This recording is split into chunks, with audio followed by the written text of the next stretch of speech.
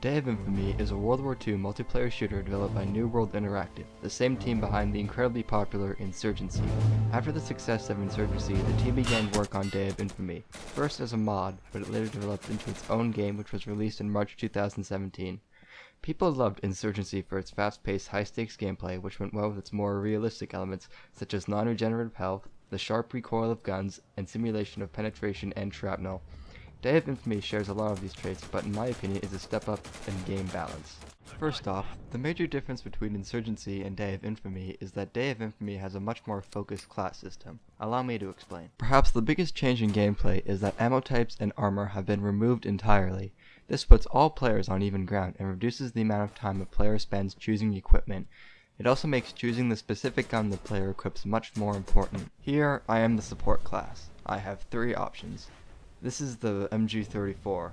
It's good for suppressive fire, but it's very inaccurate and uncontrollable when I'm not prone. The FG42 is accurate and portable, but it has tiny magazines and I can only carry 1 grenade. If I'm willing to forego grenades completely, I can take the SG44, but now I'm useless as a support gunner. What makes the gameplay of this game fun is that each weapon is best suited to a distinct environment. Some machine guns are best used in close quarters and rifles for longer ranges, but often that's not the case. When a player learns to use these weapons in these situations where they are not optimal, it creates a much more dynamic and fun experience. Now we're going to go over the classes of the game. The first is the officer, who can call in fire support and also has to work with a radio man in order to do so. Next up is the radio man, who speeds up captures, but is also required by the officer to call in airstrikes. The rifleman is the only class that has no restriction on how many players can be playing as one at any given time. They are good for learning the basics of the game. The assault class has a faster movement speed and is equipped for CQB. They are best used offensively. Supports have automatic weapons and grenades and can defend emplacements and also provide covering fire for offensive needs. Flamers have a flamethrower, which is something I'll go into detail later. Engineers have access to explosives. Machine gunners are excellent for providing suppressive fire and are basically just an upgraded support class. And snipers snipe. Now I'm going to show off some gameplay from all the classes. First off, the officer class. So here you can see the radio man runs a bit far in front of me so that I can't call in some supplies. Now you can see that the radio man is sticking with me now, so now it's much easier to call in support. This is critical if you want to be effective at this game.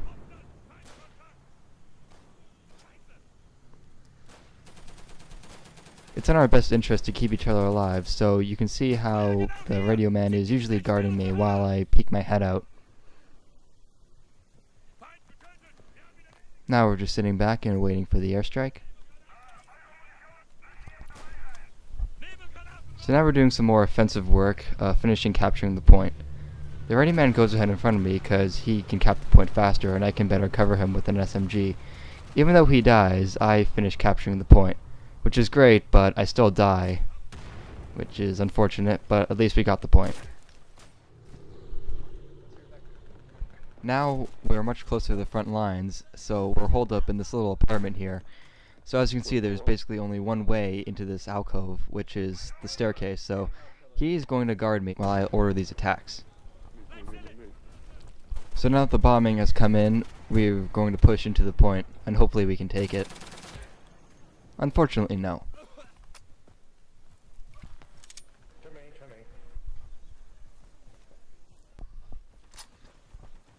So now I'll be showing off some Radio Man gameplay. Thanks. So I'm going to be sticking with Tech Priest because, as I mentioned earlier, it's best if a Radio Man and the officer stick together in a 2-man team. So I'm letting him take point because he is the SMG, which is better for the situation we're fighting in, CQB. Now we're going back out to that same alcove I was showing off earlier, where we're basically going to be doing the same thing. So you probably can't hear me, but in this recording I'm telling him that, go make your airstrikes, and I'll guard you, as you can see I'm doing, even though we get vaporized. Alright, so now I'm playing as the assault class. So the support gunner is giving me cover fire, which allows me to move in and throw this grenade to flush out the enemy's defenses.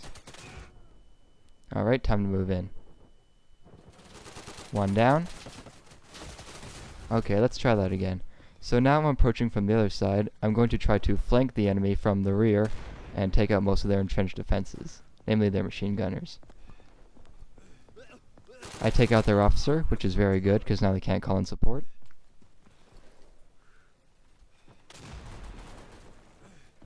This is a popular spot for machine gunners to hide. As you see, I take out a few. Hopefully they haven't communicated this to their teammates in the building.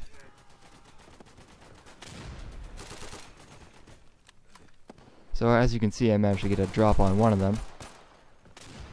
Hopefully now the building is clear, so I give the signal for my teammates to move in. The building is clear, and now we begin capping the point. Now I'm playing as a rifleman class. This class is a basic soldier class that's good for learning the basics of the game. Here I'm just trying to get an angle to see if I can get any of these guys before they reach cover. Playing as a rifleman is good because you can move around fairly quickly, but also have some explosive firepower. It's also good training for sniping because you have to learn to lead your shots and use what limited ammo you have. Now I'm pushed up a little further, and this is okay because if I die, there isn't a big loss for my team. I'm not carrying anything useful like a rocket launcher or a machine gun. When you're a rifleman, you feel confident playing aggressively. This guy isn't paying attention, and he will be swiftly punished.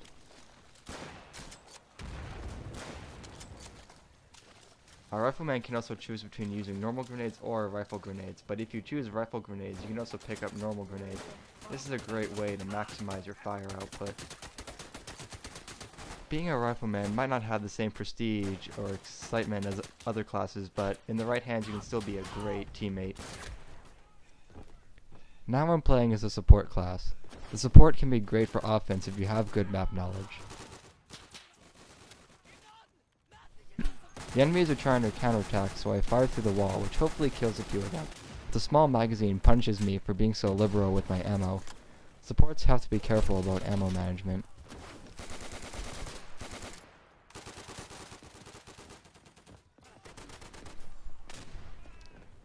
Now I've switched to a different weapon, and I'm playing more aggressively.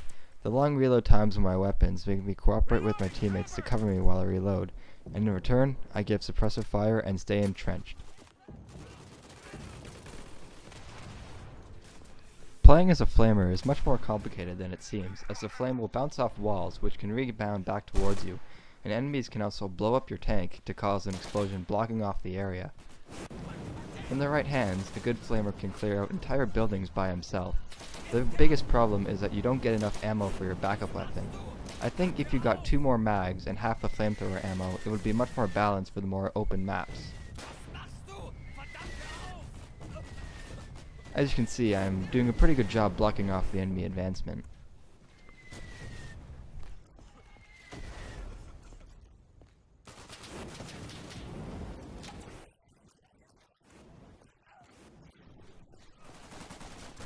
As an engineer, I have access to high explosive weapons such as TNT and rocket launchers. These are great for anti-personnel use, but they can be used to change the flow of the map entirely. Here I blow this section of the wall, which allows me to get a clear view into the objective without putting me at risk of being sniped, and I manage to stop the enemy advance.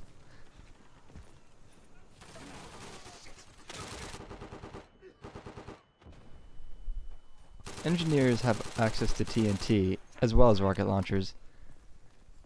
Engineers can usually carry multiple explosive grenades.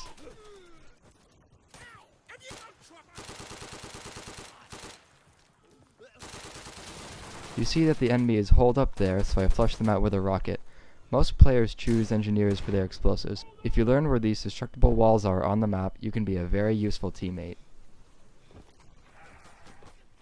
There isn't much you need to know about being a machine gunner, just map knowledge, how to work an angle, and knowing to change positions every so often.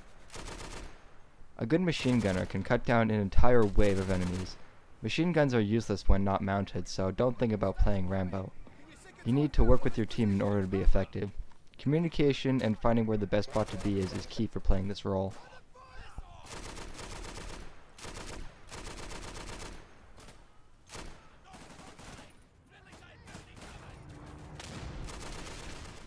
Sniping is very much the same thing.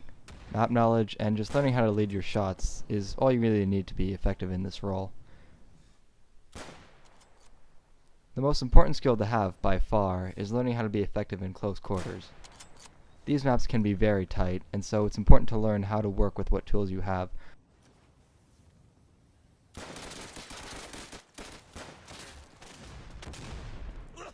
Obviously, scoped rifles are no good in close quarters combat, so you need to be good with a handgun or a knife. Now I'm going to discuss game modes and map design. The basic game mode is one attacking team moving through the map while the other defends. There are no significantly different game modes, which is unfortunately impossible due to the map design. The maps are decent, with great attention to detail. Each map has its own lighting and color palette to make it stand out from the rest, but there's an issue I kept encountering. Can you see it? The maps are far too linear. This makes sense for the game modes, but the maps, especially the urban ones, have a frequent problem of forcing players down choke points, which disrupts the flow and limits the possible strategies. Dog Red is a notorious offender, where an incompetent team will be defeated in minutes. Due to that, it requires far more coordination than other maps. Brittany is an example of a map where these choke points can lock a game into a stalemate due to the limited number of entrances and exits for both teams, and is far too easy to spam grenades and rockets at. Despite all the criticism I have, I would like to reaffirm that I do enjoy this game. It's a perfect balance between fun and intensity. The game hits a sweet spot between Red Orchestra and Call of Duty. The biggest problem by far is a low player count, and that the devs are focusing on developing a new game rather than providing updates with new content or further polish. I suggest picking this game up during a sale and joining the community. This game can be a brutal teacher, though it is very rewarding for those who are willing to invest in it. I'm using smoke!